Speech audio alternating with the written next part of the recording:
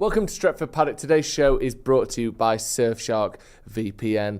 Now more than ever, we rely on the internet, whether that's streaming shows, streaming podcasts, speaking with loved ones, or of course, watching the football. Now more than ever, with our rapidly growing digital footprint, security is a huge concern. Thankfully though, Surfshark have got you covered because Surfshark VPN have got access to servers in loads of different countries, which means that you can change your virtual location to a place where the sport might be free to air, or there are different broadcasting rights, or even just being able to log in to your services from back home if you're abroad. Surfshark VPN also encrypts your online connection, making sure that all of your activities, including streaming matches, remains private and secure. And even if you're not just streaming football, whether it's the latest Netflix show or something on Amazon that you've been wanting to watch, you can watch it no matter where you are. And also, there's plenty of region exclusive stuff that you can get access to by changing your digital location. And by connecting to the optimized servers provided by Surfshark VPN, you may actually get faster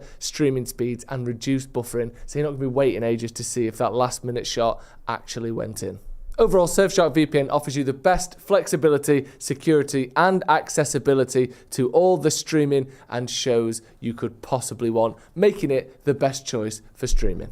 And currently Surfshark have a phenomenal deal on. Using the code Paddock, which is easy to remember, you get 4 extra months for free and a 30-day money-back guarantee. Again, 4 extra months for free and a 30-day money-back guarantee. Go and check out the link in the description. And thank you once again to Surfshark for sponsoring the show.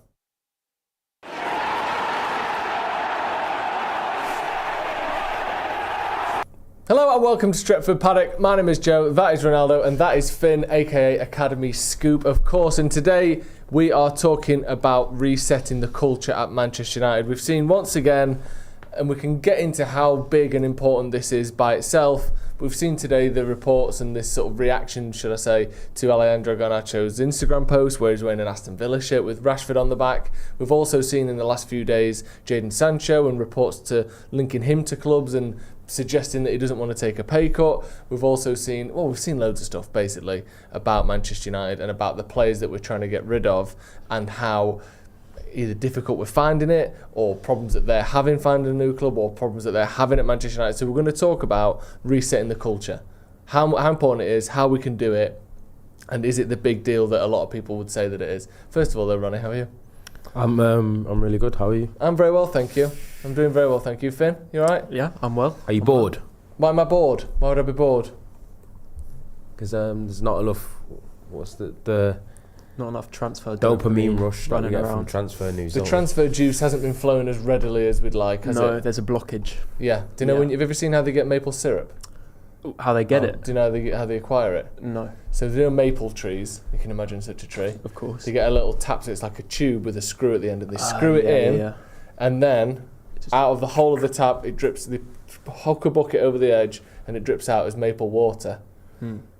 We've done that. We've tapped into the transfer tree. Nothing's We've gone coming to out. check the bucket in the morning. No juice in it. And we're What gutted. a beautiful analogy. We're absolutely gutted. We've tapped the transfer tree, but there's no juice coming out.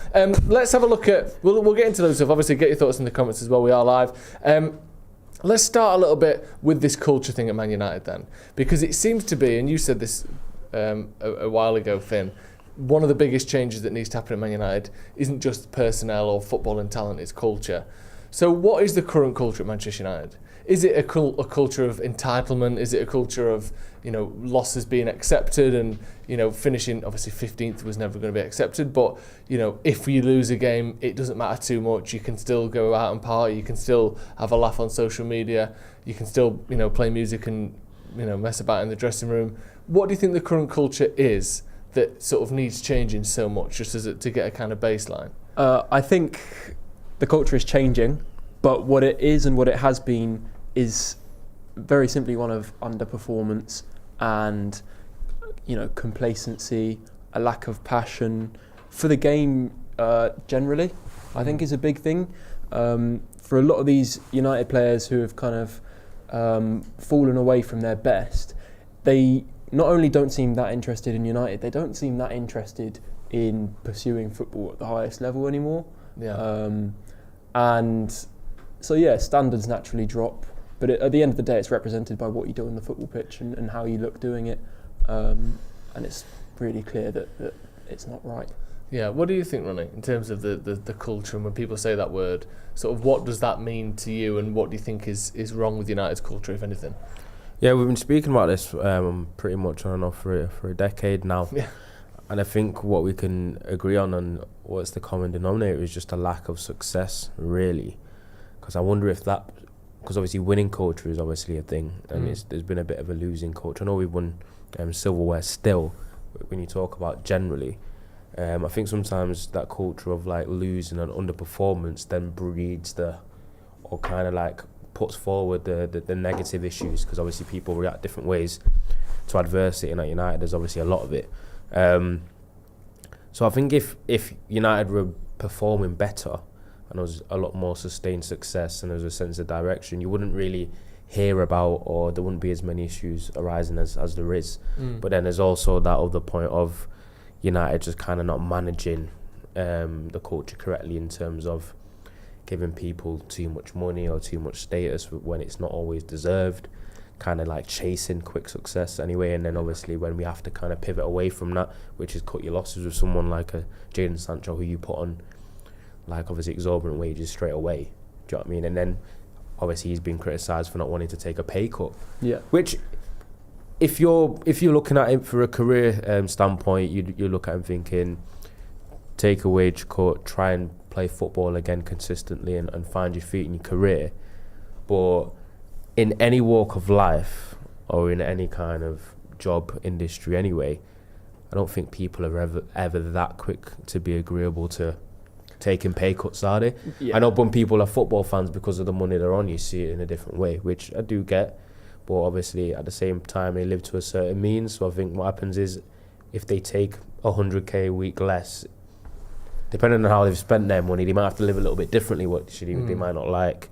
But for me, I think when it comes to United and its culture, it's just been us getting it wrong quite often. And I think sometimes maybe we need to recruit better personalities, because I think personality actually has to be like something that you take into consideration and when signing players, which I think clubs do anyway. Yeah. I know you apparently get a reference as well, just like if you're changing jobs. Yeah. Like they ring up the old coach or the old job and ask like, what's he like as a lad and stuff like that. But but imagine the owner of that team is going to say, if you tell him that he's a knob, then we don't sell him, you're sacked as well. I wonder if anyone's ever gone, honestly, I won't buy him. I think the deal's off. I think that might happen more like in League One Championship level, where it's a lot of contract to contract players and like it's a player that's out of contract and they're signing for another team within the same league. The coach will ask, how was he like? I think Ruben Amorim's been vocal about the fact that one of the most important characteristics in the players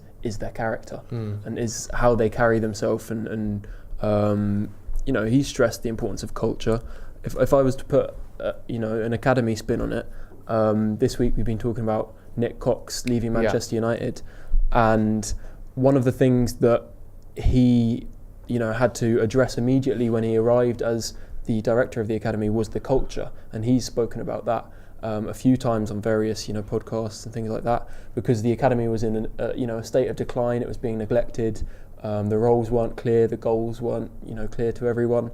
So he has been vocal about how once you address the culture, you can start seeing the improvements on the pitch, because I think they are intrinsically linked. There is no disconnect between the culture in terms of how everyone carries themselves and kind of the principles that everyone moves forward with, and what you eventually see as the end product on the football pitch. And what we saw with the academy, which I think is maybe a microcosm of the wider club, eventually the results improved massively, and United's academy for the last 3 or 4 years has returned to being a really dominant force. So it's a kind of smaller example of maybe the issue that the whole club's facing. I think as well, they not only are intrinsically linked one way, but both ways. I think like Ronaldo said, when you win, the culture is seen and feels like it's okay. And when the culture is good, you have a better chance of winning. I think the causality goes in both directions. Yeah, it absolutely does. Because I always think that, because you could look at good groups of players in terms of character or whether it's culture for teams that are winning, and then obviously you wonder, is someone's character the same in a winning environment as they are in one that's because the losing environment? So it's like everyone's got the best version of themselves and the worst version of themselves, haven't they? Yes. And depending on what your lifestyle or what your life is like, where you're born, what your parents are like, what your situation or your job or whatever is like, you will see more of one of those two than you might in another situation. So like you said, if you're dropped into a successful winning environment, you know, someone, let's use Wayne Rooney as an example, someone who even in, and partly the reason we were so good is because of him, but even in a winning environment where we were fantastic the entire time he was at Man United, probably going into every season he was ever at Man United, we were the favourites to win the league. He still fell out with Sir Alex Ferguson, handed in a transfer request. You know, there was sort of off the field things with boxing and getting knocked out, getting, you know, drinking and all sorts. And Wayne Rooney is one of my favourite players. I'm not criticising him, but if you'd have dropped that exact same personality into Man United 2020, you might focus a lot more on those sort of less desirable parts of his character than the phenomenal footballer. Like, it's easy to do, you know, well when everyone else is doing well around you. So I do think it is hugely important that we get good, high-quality players first and foremost. But at the same time, if you've got players that, for one reason or another, in high-pressure situations, you see the worst of them over and over again, on and off the pitch. It doesn't matter how good they are when they're playing at Dortmund or, you know, at Atalanta or wherever. If at Man United you only ever see the worst of these people, then it can't work. And it's weird to me as well that two of the players we mentioned about leaving is Garnacho and Rashford. They're both academy players. Yeah. I know not in the same way. I know Garnacho came from Atletico when he was 15, and obviously Rashford is from Manchester and has been at United since he was about 7. So they're not academy players in quite the same way as each other. But neither of them have a fee associated with them. Neither of them have a sort of agent that you would think is kind of trying to bounce them around Europe every other season. And yet they seem to be the players who you think, you should be the guys who are the shining light here. I do think there's something to be said about the people they do have around them, though, because I think you know, with Garnacho's little brother on social media, a lot gets made of that, and I think it's not with the talk around the social media posts. It's not always. I think they get blown out of proportion because it's usually the straw that breaks the camel's back, not necessarily because the specific instances are, you know, absolutely appalling. You know, I don't think. That's the case, but they seem like much bigger deals because of the backlog of kind of questionable behaviour. Well, should we talk about this Garnacho one? Because this is the one from today, isn't it? This is the one that, you know, has been the controversial thing today. So for anyone who hasn't seen it, I'm sure you all have, Alejandro Garnacho is part of his sort of Instagram carousel. I think he had like 12 pictures on there. One of them was him wearing a Aston Villa shirt that said Rashford on the back. Obviously, face value, supporting one of his friends, you know, whatever, who cares? But there's also the underlying message of all of that is you're wearing a shirt of another club, which I think not, you know, a lot of people just point blank, you don't do that. So certainly a Premier League team, if he's got a Fluminense shirt on, I don't think anyone would mind, but you've got a shirt on of another Premier League club. You're also wearing the shirt and publicly posting the shirt of another player in a similar situation to you who has fallen out with the current manager. So you're sort of backing and supporting the other guy that is kind of being elbowed out the team and sold as well. And not only that, but it's like, I don't know, it just feels like we're the sort of outcast crowd. We've fallen out with Ruben Amorim and we're going to support each other. Like we saw the Sancho, the freedom thing on Rashford's post. It's like, you know, in Amorim a dickhead, we're all over here, you know, smoking in the corner, calling the teacher a dickhead. And you just think, don't do that. Try and get back in with the main group of the players who are playing, not, you know, isolate yourself even further. I think if they were doing that and also had offers from Real Madrid and Barcelona to come and play for them with, you know, big transfer fees and lots of interest in them, then fair enough. But there's all that kind of arrogance without really showing anything to support it. Not in all their cases, and you know, there's different situations for each of them. But there's certainly. I just think some of it's unnecessary. It's not necessarily the biggest deal or, you know, the end of the world that he's posted this picture, because at the end of the day, it could be completely innocent. There's not necessarily this, you know, malicious motive behind it. But at the same time, I think some of these players could just be a little bit smarter about the situation, understand the context, just be a little bit smarter, because you know what's going to happen with these kind of situations. What do you think, Ronnie? Because you've been in this environment more than me. I don't know your background in football, Finn, but I know obviously you've been around professional footballers as a youngster and as an adult more than I have. Is this how much do they consider? How much is Garnacho considering? I know person to person is different, but for instance, people mentioned that Amad Diallo was seen wearing a Dingra shirt. A Brighton shirt. Obviously, Adingra and Ahmad are both Ivorian. They all, they all have shirts of friends. Yeah. That's just normal. So, what do you make of this situation? But you got to take the context into account. I think if it was just a standalone incident where everything was fine at United with Garnacho, he wasn't for sale, and he was playing well, I think you've still got fans that can be extremely tribal. That will be like, what's he doing? But you wouldn't read as much into it if it wasn't the circumstance, because obviously the Adingra shirt situation with Amad Diallo and obviously Patrick Dorgu, was it a Roma kit that he was wearing? It's not quite the same, because they're not in a situation that Garnacho was in with the shirt, with the person on the shirt that he's showing you, as you basically detailed earlier. It just feels like a little bit of a clever little seedy slight. And I'm not saying that this is the case, but I've never particularly noticed Garnacho and Rashford looking being like that best close. mates. That's convenient. If it was Jesse Lingard or someone, or Malacia or someone, because he's quite close to Manu, someone that you'll see Rashford with socially or whatever. And if I saw Marcus Rashford wearing a Tyrell Malacia fucking PSV, was it Feyenoord kit? Yeah. I wouldn't think anything of it, But I don't. When do you see Garnacho and Rashford? It just seems like a bit of an odd one. It feels like a thing, doesn't it? Yeah. I don't know. And again, it's all just small, but and it's also a pattern of behaviour, innit? That's the thing. That's what it also aids it, because since Garnacho has broken into the United team, he's not been an angel by any stretch of the imagination. He's had several issues, some disciplinary, even when he first arrived. Could tell, you can kind of get a vibe on him from his attitude anyway, and then you've seen like his social media presence, and obviously his brother and people that have been like linked to him and his entourage and that behaviour. That all builds into people's perception or how they perceive that picture. Do you know what I mean? Yeah, and that's why with the situation and the context itself. So he hasn't got much of a leg to stand on. I feel like he quite obviously knows. It's very intentional. He knows what he's doing. Yeah. And it's unfortunate. And he's done this before as well, hasn't he? This sort of semi-cryptic Instagram post, whether it's him walking around on the pitch after getting subbed, whether it's the interview after the Europa League final. Down the years, there's been a couple of stories that have been deleted or that have been left up. There's a couple, he obviously must understand. He must have seen some of the backlash from previous iterations of this kind of post.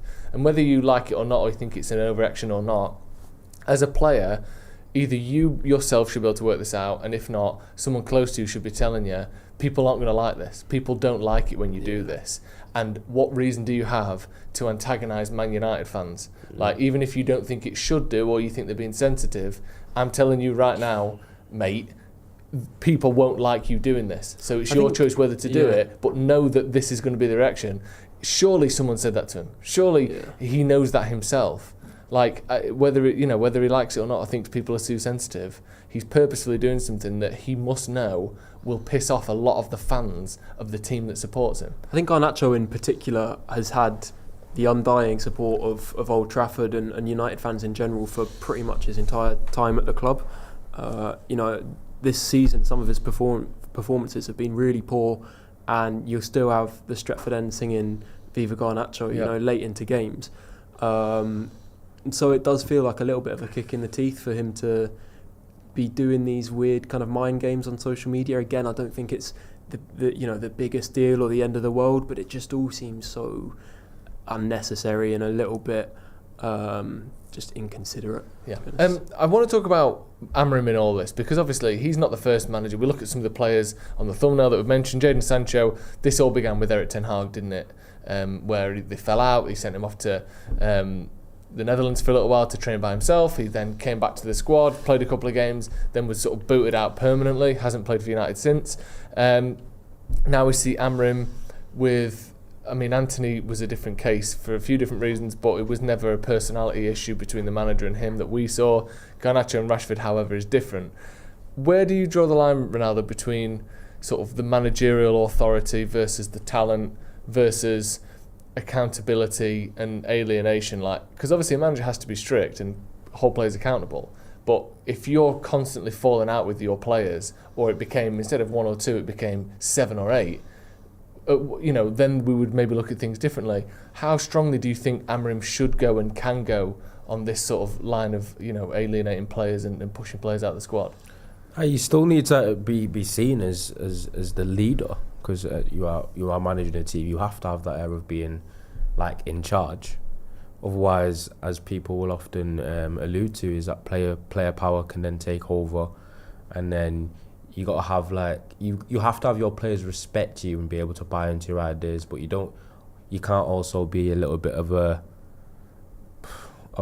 tyrant. Yeah. Do you know what I mean? Yeah. So it is hard. It's just all about finding a balance, especially not tyrant. It's a tyrant. Yeah.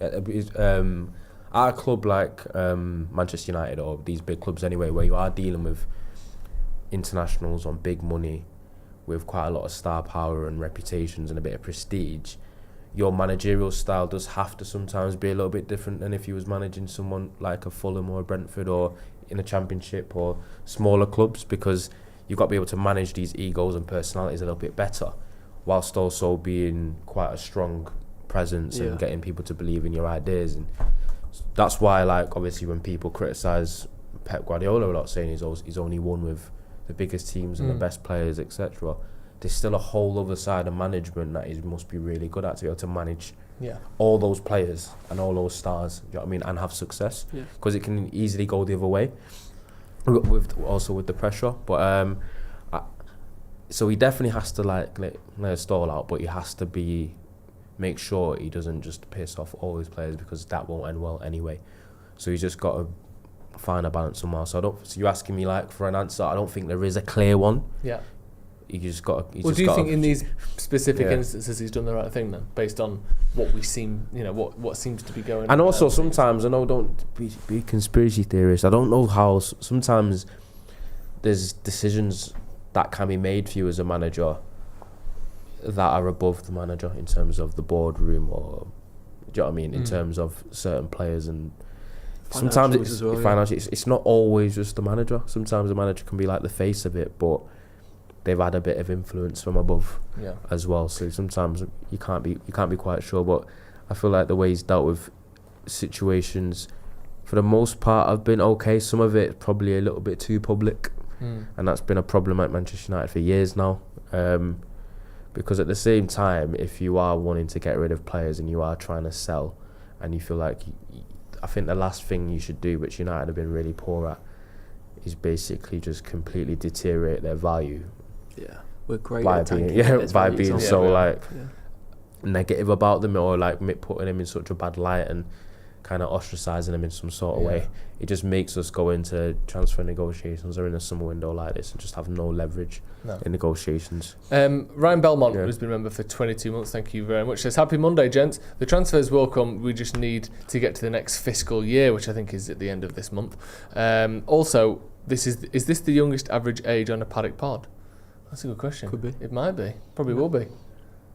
Probably not. That's probably Finn doing heavy lifting there. I'm not. Yeah, but you take Jay out. Yeah. It lowers it by 12. 130 years. Yeah. Floors, who's been a member for 15 months, says over 1,000 watching and only 33 likes. Smash the like. Yeah, there still isn't enough likes. If you're watching this and there's less than 500 likes, please hit the like button. Christian Riley says, watching from Auckland, New Zealand at 3:11 a.m. Blimey. That is commitment. Love the vids. Thank you very much, Christian. That is absolutely commitment on a Monday as well. Yeah. Work and all sorts. Stephen Harris, sorry. Ronnie, would you ever wear a Mersey Valley shirt? No. There you go. Simple as that, isn't it? Simple. Just back to what we were talking about before, Finn, about the manager and how hard he needs to be, and also there is a line though, obviously. Excuse me. So obviously Ruben Amorim is. Can you repeat that again, please? We know that much is clear. Yes. But obviously you can be too hard. And how much can you take? Well, how much can the players take? Like if he's just absolutely diamond hard on them all the time. Yeah. Eventually they're gonna wither and crumble. But what is the line between standards and, you know, basically giving players who clearly this whole team isn't a world-class team, all of a sudden you're trying to hold them to standards that are above them? Is that a worry, do you think, or do you think this is separate from talent, this is purely just personality, motivation, and all that sort of stuff? I think talent in abundance can go towards excusing poor character or perceived poor character. I think if you are consistently performing on the pitch and showing a lot of talent and potential for the future, sometimes that can do the heavy lifting for you and your perception in a manager's eyes, because there's something to buy into there. But if you're not performing on the pitch consistently and you're not showing that talent, then you know your character is going to be scrutinised even more. And I think we're seeing that with a few of these players, like Garnacho. I think there's definitely some talent there and potential that we've all seen signs of. But is there enough to really justify the issues that Amorim may have with his character? I think it's a balancing act, like with any player, and you've got to make that decision in terms of whether cutting them out from the squad would pay dividends long term compared to the potential that they may have on the pitch. Yeah.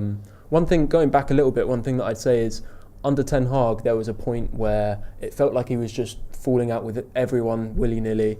It seemed like he couldn't make a good connection with the players. Yeah. I think one of the biggest red flags was when he fell out with Raphael Varane, because he comes across like a player who's, you know, super professional, never had any problem with any manager, always conducts himself well, and you know carries himself as he should. So for Ten Hag to be falling out with someone like him, that raised alarm bells for me. What I'd say under Amorim is there have been kind of clear reasons that have been known to fans and to everyone at the club for why some of these fallouts have happened. It's not like they've started under Amorim. These are things that have been happening long term. Yeah. And so I think for the most part he's been justified in the decisions made. Like you said, Ronnie, maybe a bit too public in how he communicates and articulates himself around those issues. But he does seem to retain the support of the majority of the squad, and the relationships with the players who he's clearly fond of are strong, and there's clearly a respect there. So I think up to this point I have no real problem with how he's conducted himself and approached those situations. Yeah. Do you know, like, when you see players obviously falling out with the manager, and I think one thing that often you see a disconnect is when the players seem to realise that them as a squad are playing far below their potential as a squad. Yeah. I wonder whether these players in this team sort of think, you know what, man for man, and obviously everyone's probably pointing at each other and not looking at themselves, but our squad isn't very good. Our attack isn't very good. Mm-hmm. I wonder if players like Bruno and Casemiro and De Ligt or whoever, people that potentially, you know, big names, big figures in that dressing room, are going, to be fair, obviously we should be doing better than 15th, but look at our attack. We're never going to finish top 6. I wonder if that's one of the reasons why everyone hasn't flipped on Amorim, because you could certainly imagine another manager coming in, having the 6 months that Amorim's had, and almost being on the verge of being out the door already. Yeah. I think the way Amorim's handled himself, and also it seems to just be an acceptance amongst fans and presumably amongst players, that this team just isn't very good. Yeah. And we need better players if the manager's going to do well. I wonder if that's playing into it as well, because at the minute you look around and you think, I'm almost surprised players aren't more mad. And who do you think who has the overriding important decision on that whole Amorim thing? It's Ineos, right? Yeah. And then we're talking about how Berardi and Ineos. Yeah, Berardi and Ineos, and the players aren't very good. Yeah.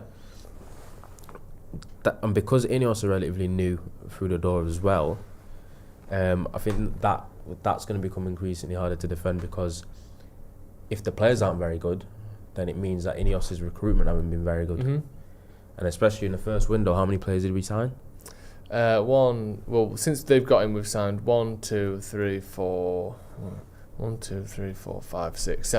players, including Aidan Heaven, even though it was obviously a slightly different transfer to De Ligt. But that's what makes it interesting, because like if we sign like 3 or 4 players this window, and we still have the same problems, and then the manager starts to get off a little bit on saying, the players aren't very good, then it falls on Ineos again, thinking his recruitment very good.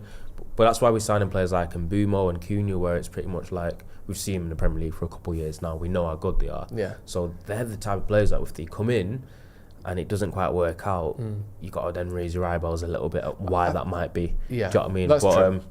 And also, because a lot of people did think that they were never going to sack Amorim anyway, no matter how bad that 6 months was, because they thought he needed a summer window and a little bit more time, especially when we had multiple games a week, and he knew how much of a shit show it was that he's walked into.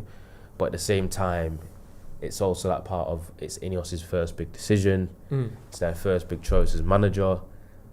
If after 6 months you pull the plug, it's also, then it's almost like you've had to look at yourself in the mirror and for like admit that you made the wrong choice. I mean, if we look at the transfers so far, people like Omar Brado, they all have egos, they all think very well of themselves. Sometimes admitting that they made a mistake might be difficult for them as well. So they'd rather like give it time, which could be a good thing, could not be. We'll see next season. If we look at the transfers that Ineos have made so far, I think there's 7 of them really. I mean, I'm not putting Cheeto in there. I am including Heaven just because there was a fee, I think, although that was sort of, wasn't that essentially, what's the word? It was more compensation, but it was negotiated primarily by the academy recruitment department. Okay, so I'm going to still include him because he's played first team minutes, he started games in a way that I know Cheeto has, but Heaven seems to me like he's a step closer to that first team. So you've got Aiden Heaven in there, you've got Mazraoui, Dorgu, Xerxes, Delict, Ugarte and Yoro. For me, 5 out of those 7 I think are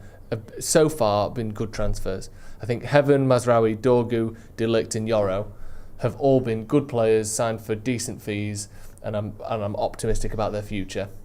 I think Ugarte has been good, but showing some weaknesses. But I think that he brings stuff that no one else in the team brings, and I think Xerxes, to be honest, needs to improve quite substantially next season.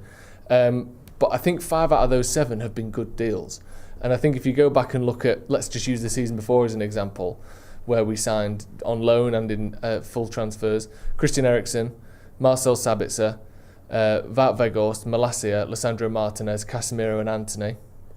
I think Martinez was a good deal and Eriksen was a good deal out of those, personally. Yeah. I think that's it. And then you go back, the season after that, you've got Højlund, Mount, Onana and Amrabat. Pretty awful. I think that's a disastrous window. I think that's... You could probably... And the fees involved as well on each of those. Yeah, that was 210 million for those guys. But that's the thing, I think if you gave... Euros. If you gave United that same money today, I think most people would feel a lot more confident in what we'd come back with. Yeah, that Højlund and Arna. 70 million. Mount and Amrabat. Bayindir. Yeah. Another thing I'd stipulate is that first summer window under Ineos, they'd still kind of just got through the door. The recruitment team hadn't been put in place. Vivell, who now leads recruitment alongside Wilcox, hadn't been appointed, especially hadn't been given the long-term permanent position that he's currently in.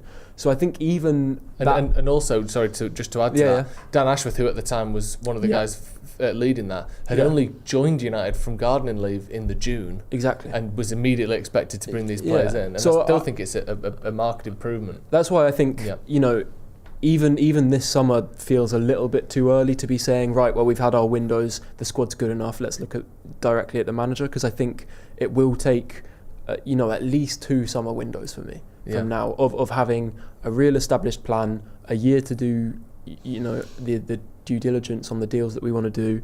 And I think there's a really different feel about this summer. It feels, obviously, it's starting to drag a little bit in terms of the deals taking some time, but I think that's natural of some negotiations, but it feels a little bit more planned, a little bit more convincing in terms of who we're targeting and the fact that they will be hits. I think we're all kind of assuming that Cunha and Mbeumo are going to be kind of almost nailed on hits. I would be stunned if they don't have minimum 20 Premier League goal contributions between them. Yeah. Like, that would be 5 goals, 5 assists, 5 goals, 5 assists. I think that's a very fair expectation. And that's minimum. I think you look at the rest of the squad last season, I think Xerxes, Garnacho and Højlund would be nudging 20 between the 3 of them. Yeah. And plus, also going back to we've culture. Had Anthony and Rashford in the first half of the season.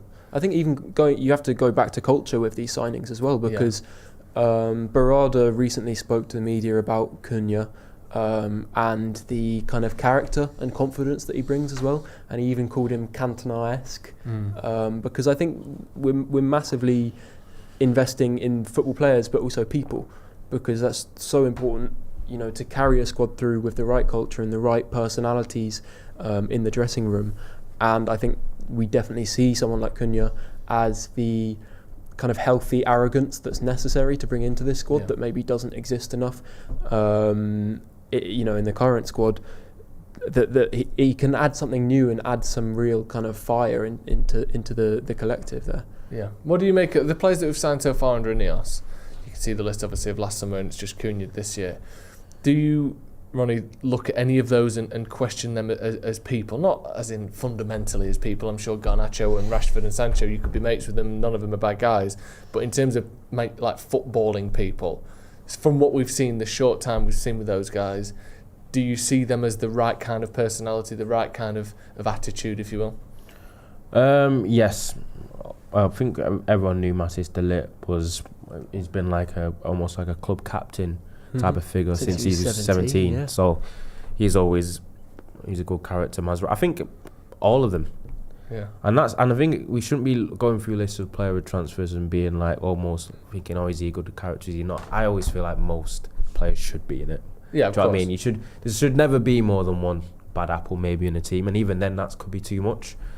Call them energy sappers in football, don't they? Because even just one bad apple can kind of like filter through to the rest of the team, and that's not what you want. Obviously, you want everyone pulling in the right in the same direction. Yep. So yeah, I'm looking at that. I think transfer wise, actually, that's not a terrible window. If you look at obviously Xerxes needs to improve quite a lot, but at the same time he has shown a bit of his qualities that he could bring. When you talk about obviously Ugarte on the whole, his season was pretty solid. To be fair, it didn't end very well, but his season in general, I think his performance was pretty solid. The problem always was, especially for me, was the fee paid, because I always thought he was probably more of a squad player type. Mm-hmm. Yeah. I don't think he's someone that United should be trying to have a cemented starting role if we are trying to be really good again. But he's definitely got traits to his game that could be very useful as a squad player. But then it's just because paying that much for a squad player is obviously a little bit of a problem. Lenny Yoro's obviously got the class him as generational talent, and he's probably got the ability to be one of the best centre-backs in the world. And I still believe that. Yeah, I do. Even the fee we spent for him was quite heavy, but it could be worthwhile in future. Despite his price, for me, Lenny Yoro represents some of the best value for money on that list. Because I think, I look at that summer window, and none of them are awful players. None of them are shockers that we've seen in past windows.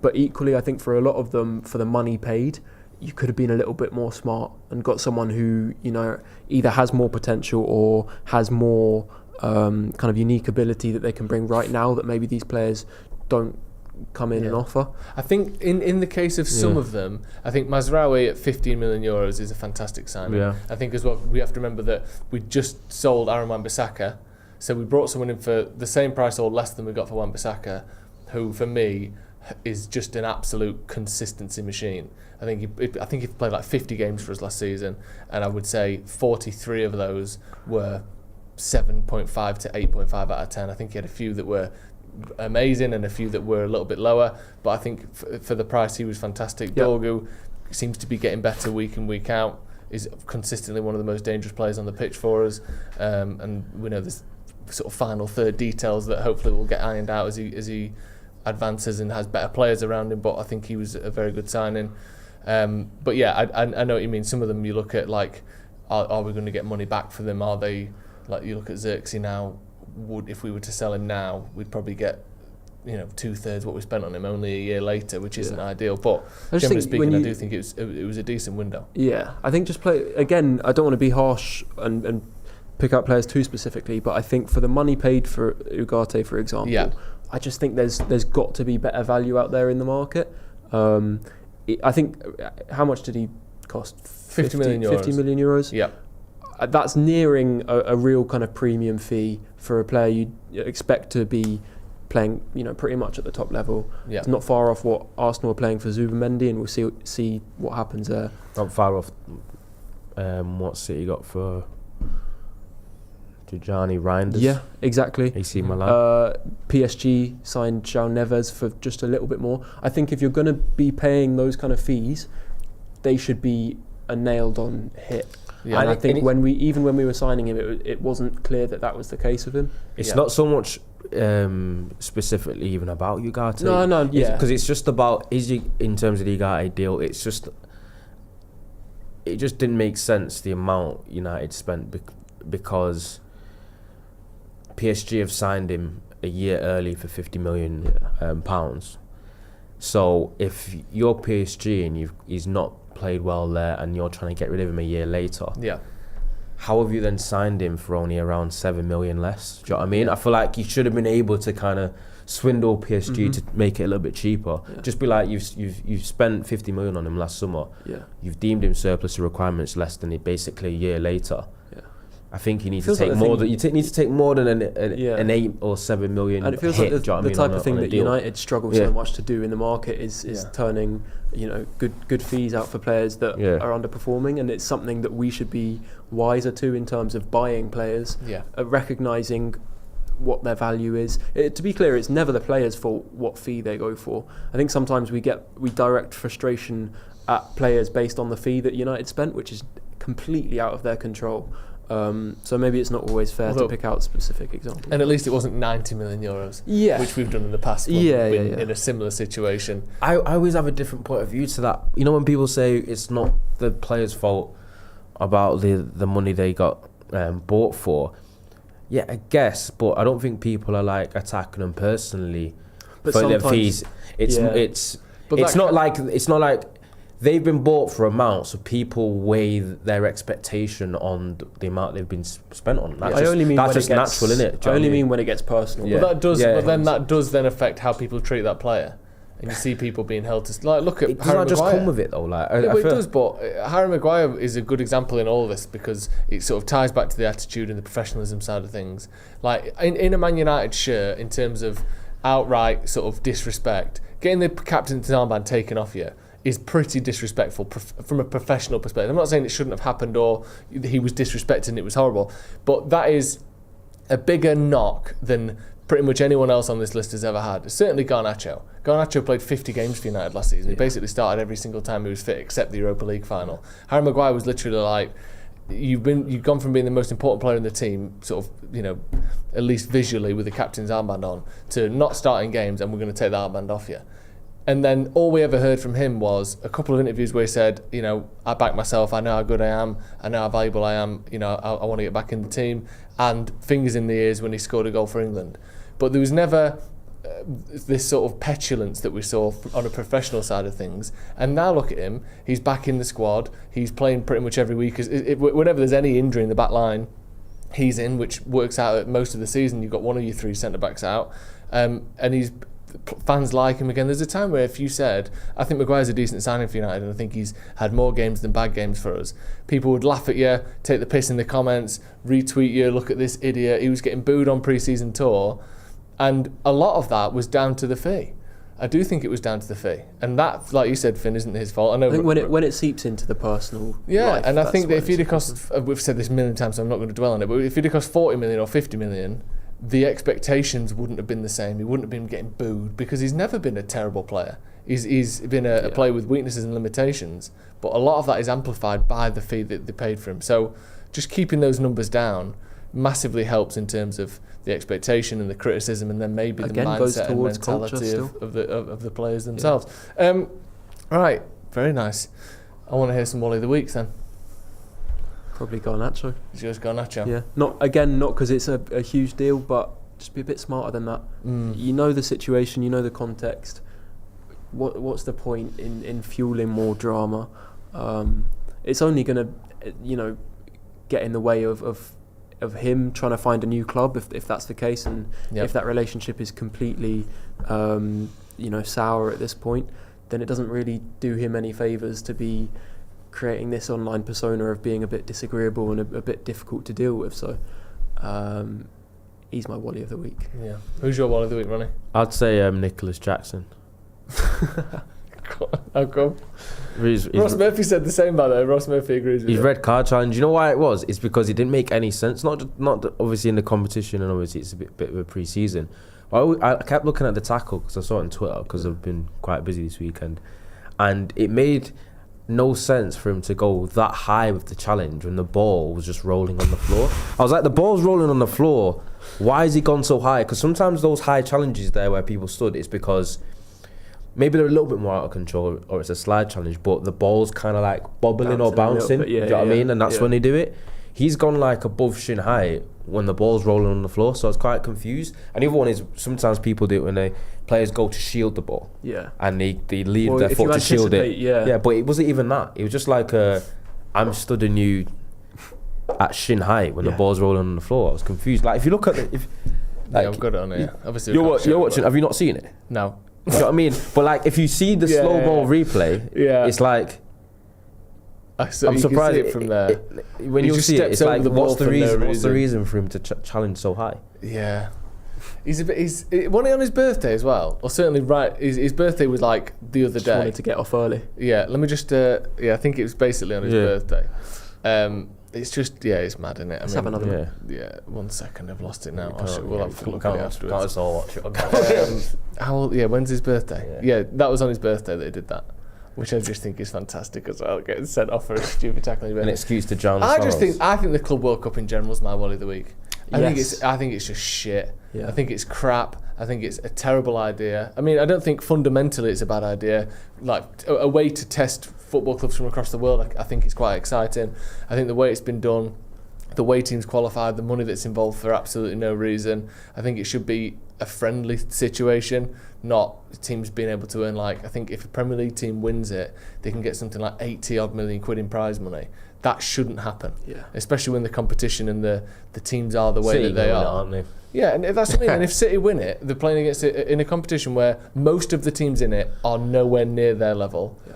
And if they win it, they win around 80 million quid. The only thing I like about that's absurd. The only thing I like about it is getting to see some of the Brazilian teams. That's cool, but that's what I mean. I think fundamentally, it's not a bad idea. Yeah. How do teams around the world stack up against each other? But much like Brazil is underrated in terms of level. But much like the World Cup, players and clubs and stuff don't get gigantic payouts for winning it.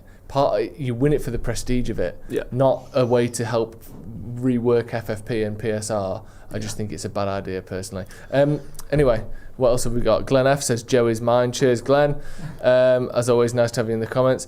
Brian Casey said the Sidemen charity match had more talent. Yeah, there we go.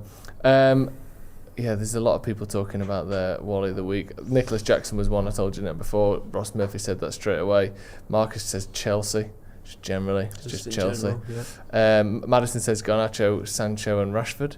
There you go. Interesting. Right, that's going to be all from us. Thank you very much for joining us. Thank you, Finn, for coming on. Thank you for having me. Thank you, Ronaldo, as always. We're back tomorrow with loads of stuff, actually. We've got some interviews. We've got extra good stuff coming out, so make sure you stick around. There'll be news in the morning from Jay as well. Thank you very much for joining us. Oh, actually, Jay and Finn's going to be out tonight. You've been speaking to Jay, haven't you? Yeah. About the Nick departure Cox. of Nick Cox, yeah. The departing academy director. Yes, at Manchester United. Heading to Everton to become their new technical director. Yeah, it's tough, isn't it? People getting poached from Man United. It is tough. I think it was, in terms of the size of the move, I think it was expected that at some point he would be moving on to something really big. So it was kind of a matter of when, not if, but it still hurts to see him go. A little bit of a tear there shed. We'll get all the details on that, how big it is for Man United. Love you too, Glenn, by the way. Thank you very much for joining us. This has been the Paddock Podcast. We'll see you in a bit.